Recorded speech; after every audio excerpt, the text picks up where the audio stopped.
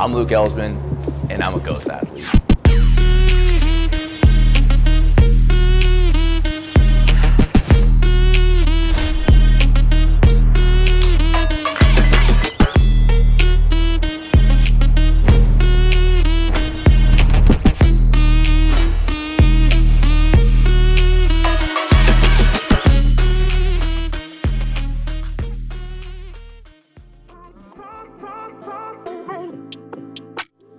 I was into the gym essentially my whole life. I mean, I grew up, my dad was always a lifter. I had a little basement gym that eventually evolved into a garage gym as soon as I got old enough to lift.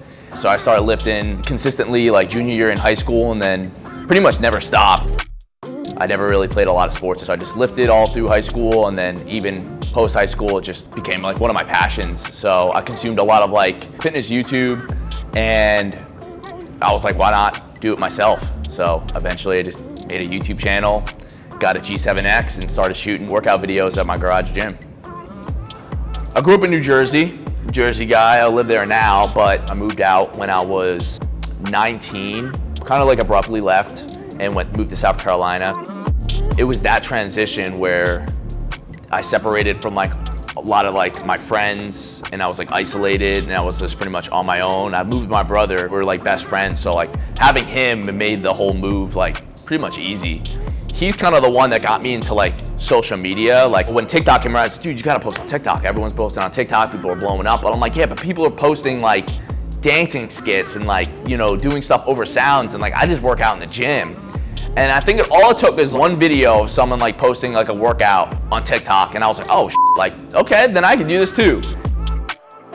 It just evolved until I got comfortable enough to like use my voice, and then I didn't have to rely on like a viral sound. People would just remember me from the entrance of the gym and then my stupid face when I get all hyped up.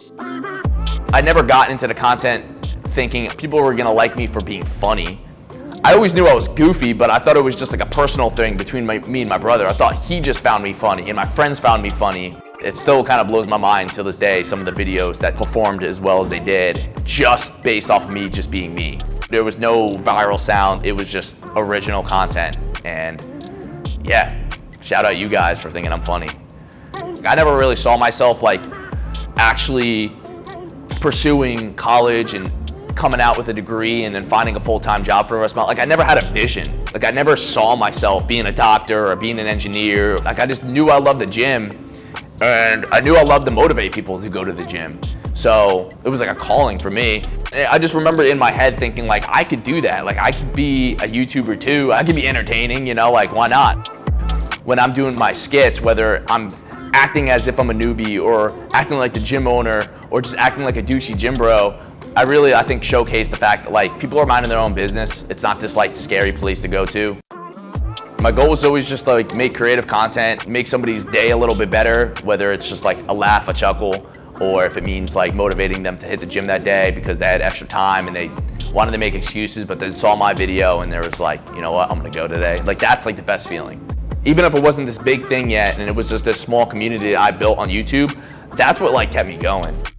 Me and Brody were kind of in the same space when it comes to skits and the comedy. There's only so much you can get sometimes when it comes to like personal stuff, so like why not collab on something? Why not have a channel together?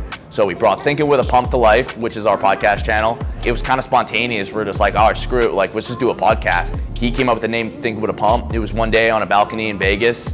It was like late night, kind of just looking out into the distance, just pondering. We were like, shoot, let's do it. We knew we were traveling a lot, so we figured, all right, let's just get some like mobile mics, mobile setup, and make this happen. Being a legend doesn't necessarily have to be defined by like something you did, but it's where you're going, showing up, and putting yourself in the right spot. And not every day you're gonna be fired up to go to the gym. Not every day you're gonna be fired up to do anything, but I think it's just like, you know, boils down to like wanting something bad enough and, you know, having goals and trying to reach that goal no matter what it is, no matter what it takes.